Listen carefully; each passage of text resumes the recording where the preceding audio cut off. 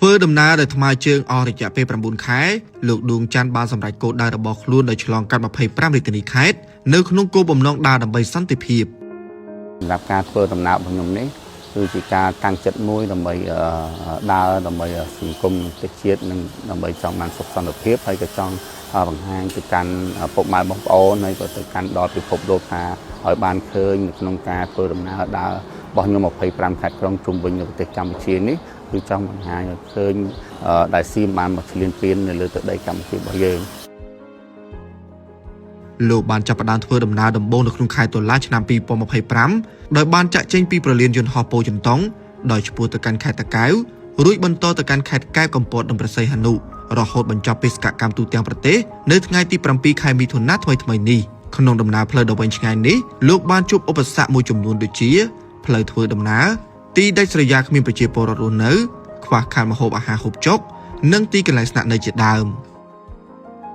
ការធ្វើដំណើរ25ខេត្តក្រុងគឺតែងតែជួបបញ្ហាជាច្រើនជាពិសេសគឺនៅក្នុងតំបន់ដែលអត់មានផ្ទះពុកម៉ែបងប្អូនរស់នៅអញ្ចឹងខេត្តដែលលំបាកដែលខ្ញុំដើរឆ្លងកាត់ដែលខ្ញុំពុំធ្លាប់ដឹងដូចជានៅខេត្តកោះកុងបាទនៅលើទឹកដីខេត្តកោះកុងបាទ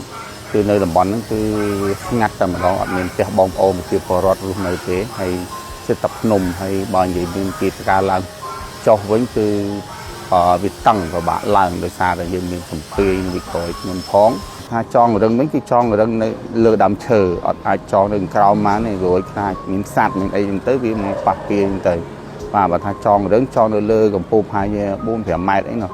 បាទយើងឡើងទៅចងអញ្ចឹងទៅដើម្បីយើងសារៈដើម្បីឲ្យវាមានសមត្ថភាពបាទនៅក្នុងដំណើរថ្មើរជើងនេះបុរសសម្បូរស្រអែមរូបនេះក៏បានឆ្លងកាត់នៅតំបន់ជនភៀសសឹកដោយលោកបានមើលឃើញនឹងការលំបាករបស់ប្រជាពលរដ្ឋភៀសសឹកដែលត្រូវឃ្លាតចាកផ្ទះសម្បែងក្រុមគ្រួសារដោយសារតែការឈ្លានពាននិងការបង្កសង្គ្រាមដោយទាហានសៀម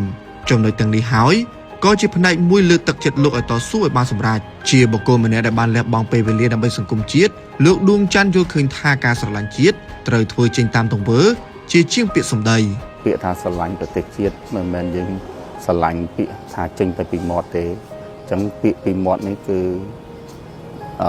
កូនណាក៏អាចនិយាយបានដែរកូនក្មេងក៏អាចនិយាយបានដែរតែអ្វីដែលសំខាន់បំផុតនោះគឺយើងបង្ហាញនៃស្មារតីនៃឆន្ទៈណាមួយដើម្បីឲ្យពិភពលោកឬក៏ឲ្យការស្រឡាញ់របស់យើងវាคล้ายទៅជាចលនាឬក៏ជាសកម្មភាពអ្វីមួយដើម្បីបង្ហាញទៅកាន់ពិភពលោក